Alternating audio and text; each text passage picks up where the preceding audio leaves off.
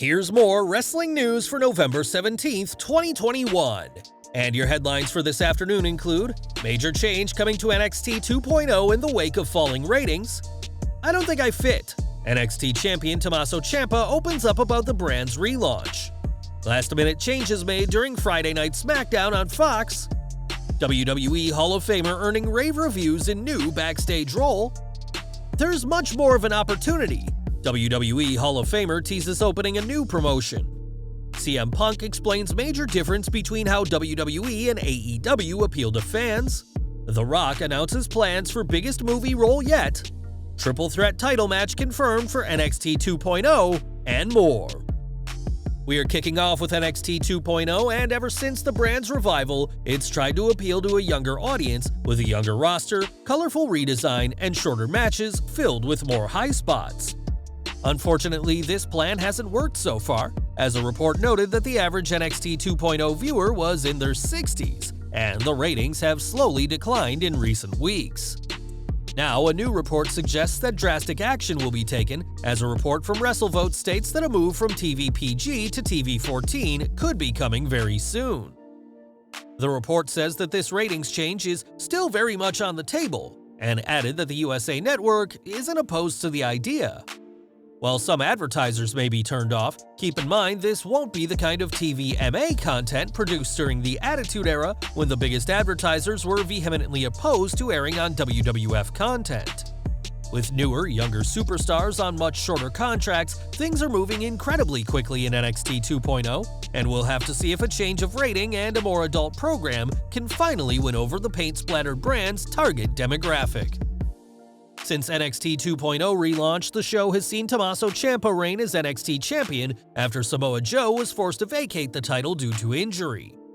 At 36 years old, Ciampa is one of the oldest names on NXT 2.0, as the show has tried to feature more younger superstars as part of the rebrand. Speaking to RN Pro Wrestling, the Blackheart was asked about his surprising title win and was fully aware that he doesn't fit the mold of what NXT 2.0 is supposed to be. He said, "Everybody had a vision of what this 2.0 was, and I don't think I fit that vision. We read stuff, we see stuff, transitional champion and all that crap. Then to go out there and beat Bron Breakker, I'm the best NXT has to offer right now, and I'm aware of that, and I'm aware of what this title represents and what my responsibility is. It's very cool to me to be in this position." Ciampa may not be what NXT 2.0 is meant to be, but he's excelled so far as the first champion of the revamped brand. And while fans still expect Bron Breakker to win the NXT title despite his loss at Halloween Havoc, for now, the paint-splattered brand belongs to the Blackheart. On last week's SmackDown, the Tribal Chief Roman Reigns and King Woods faced off to determine the true ruler of the Blue brand. That match saw Woods win, albeit by DQ, and his victory was short-lived thanks to a beatdown by the Bloodline. It turns out that what fans saw on TV wasn't the original plan, as a source within WWE told Ringside News that the original stipulation would have seen the loser bend the knee to the victor. Changing from this to the stipulation of the winner rules SmackDown was a last-minute decision, as it wasn't until a meeting between Reigns, Paul Heyman, and Vince McMahon at 5 p.m. on Friday night that the stipulation was changed. Woods may have won, but his reign as Monarch may already be over after Roman Reigns declared the Bloodline as the Kings of SmackDown, and the Universal Champion has proven to have plenty of influence over his kingdom, both on and off screen. In June, WWE hired Molly Holly as a backstage producer, bringing even more in-ring experience to the backstage team. Last week, Molly produced women's division matches for both Raw and SmackDown alongside Tyson Kidd and is impressing all the right names. A source within WWE told Ringside News that the Hall of Famer is earning great reviews by those backstage, and we'll have to see what she does next after getting her career as a WWE producer off to a fantastic start.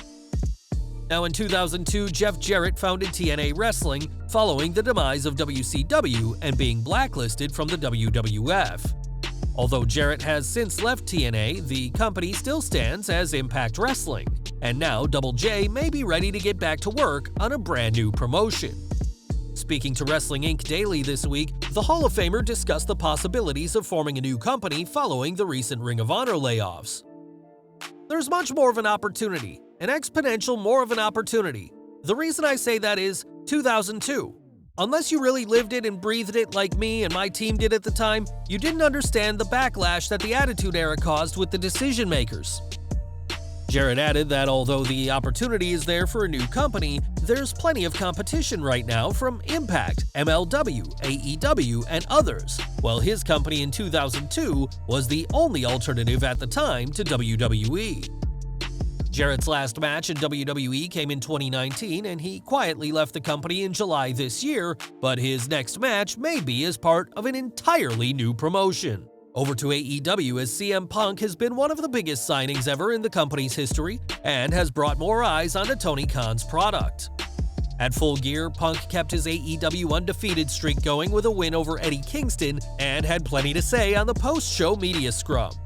Speaking about the differences between WWE and AEW, Punk claimed that his new company are far more willing to cater to their core audience, die-hard wrestling fans, and made a huge claim about WWE's own strategy. "I understand building a business. People talk about trying to get casuals here. I don't think there's casual wrestling fans anymore. My opinion, maybe I'm wrong and maybe somebody at TNT is going to get mad because I'm saying this and I'm of this opinion, but our fans are wrestling fans." With celebrity appearances, mainstream public appearances, and movie deals, WWE is no stranger to trying to appeal to casual fans, which has made some fans feel alienated and flock to AEW. After defeating Kingston at Full Gear, time will tell what's next for Punk as part of AEW, but whatever he does next, Punk's focus is to appeal on the veteran wrestling fans who have supported him throughout his career. As a leading man in Hollywood, Dwayne Johnson has been part of some major film franchises, but the man wrestling fans will always know as The Rock is eyeing up his biggest role to date. In an interview with Esquire, the Brahma Bull said he'd love to be the next James Bond, replacing Daniel Craig after he left the role earlier this year following No Time to Die. If he were to get the role, The Rock wouldn't be the first member of his family in a Bond film, as his grandfather High Chief Peter Maivia fought Bond, then played by Sean Connery, in 1967's You Only Live Twice. Johnson is the latest name to put themselves forward for the role, as Henry Cavill, Tom Hopper, and Tom Hardy have all been touted as potential 007s, and after the success of Netflix's Red Notice, perhaps the People's Champion could be the next big name with a license to kill. And we're ending today with NXT 2.0, as a huge title match has been set for next week. On last night's show, it was confirmed that NXT North American Champion Carmelo Hayes will face Johnny Gargano and Pete Dunne in a triple threat match next week with the title on the line. Next week, we'll also see Tommaso Ciampa face Grayson Waller in non-title action, and we'll have to see who picks up momentum on the road to War Games on December 5th. Well guys, that's our news for today. Please share your comments below. Also hit the like button, subscribe to our channel, and hit the bell icon to receive all notifications. And as always, thanks for watching.